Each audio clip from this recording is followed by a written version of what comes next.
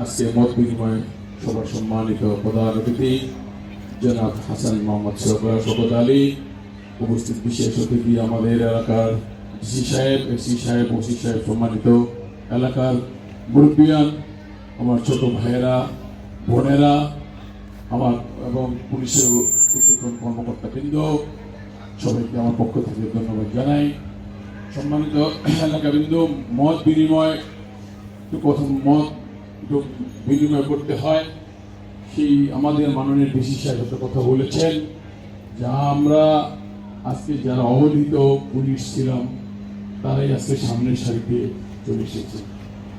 আজকে আমি সর্বপ্রথম স্মরণ করতে চাই বিজয়ের মাসে শহীদ রাষ্ট্রপতি জিয়াউর রহমানের কথা, যার ঘোষণার মধ্য দিয়ে আজকে বাংলাদেশ স্বাধীন হয়েছে, আমরা বিজয় পেয়েছি। আমরা স্মরণ করতে চাই বিগত দেশনেত্রী বেগম খালেদা জিয়ার নেতৃত্বের 9টি বছর যুদ্ধ করে এই বাংলাদেশের স্বৈরাচার হটিয়ে এই দেশকে স্বাধীন করেছিলেন। আবার আপনারা জানেন 15 বছর এই বাংলাদেশকে ঘুম অত্যাচার, নির্যাতন এবং পুলিশ যা অত্যাচার করেছে, যারা আয়নাঘর সৃষ্টি করেছিল, যারা অনেক খুন করেছিল, সেই সরকারকে হটিয়ে 15 বছরকার ক্ষোভ মানুষ সেই 5 তারিখে সেই 15 বছরকার ক্ষোভ, পুঞ্জীবিত ক্ষোভ প্রকাশ হয়েছে ছাত্র জনতার মধ্য দিয়ে। আমরা চাই, আপনারা জানেন আমাদের ভারপ্রাপ্ত চেয়ারম্যান জনাব তারেক রহমান 31 দফা আপনাদের প্রকাশ করেছে, যে আমাদের ছোট ভাই বলে গেছেন এই 31 দফার মধ্যে সব আছে।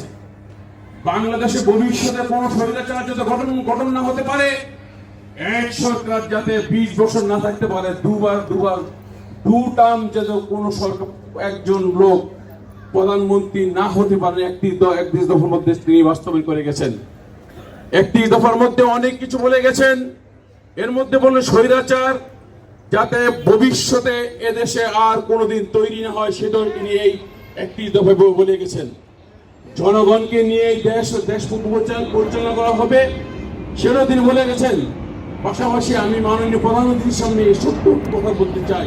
আমি মোহাম্মদ আখতার হোসেন, যুগ্ম আহ্বায়ক, ঢাকা মহানগর উত্তর বিএনপি, এবং 5 আগস্টে আন্দোলনের সময় ভারপ্রাপ্ত ঢাকা উত্তরের আমি আপনার সেক্রেটারি ছিলাম। আমার মাননীয় ঢাকা উত্তর সেক্রেটারি জেনারেল আমিনুল হক অ্যারেস্ট হয়ে গেছেন।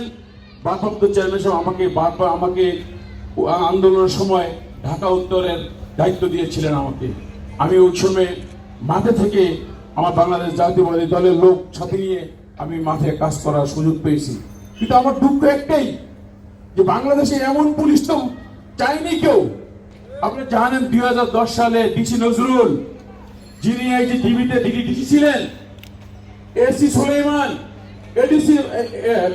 এডিসি সুলাইমান, এসি মতি, আমাকে গোলচত্বর থেকে আমার গাড়ি সহকারে আমার ড্রাইভার, খিলগাঁও থানা বর্তমান যুগ্ম মোবারক হোসেন দেওয়ান, সাবেক মহানগর সদস্য সাইনুল মার্কস সহ আমাকে সেদিন ধরে নিয়ে চোখ বান্ধে টিভিতে কুত্তার মতো পিটাইছেন। 2 দিন পরে আমাকে করার বস্তিতে উপর নিয়ে আমাকে ডাস্টবিনে শোয়াইছেন, গুলি করে মেরে ফেলবেন। আমি তাকে বলেছি আমাকে মেরেন না ভাই, আমাকে মেরেন না। কেন?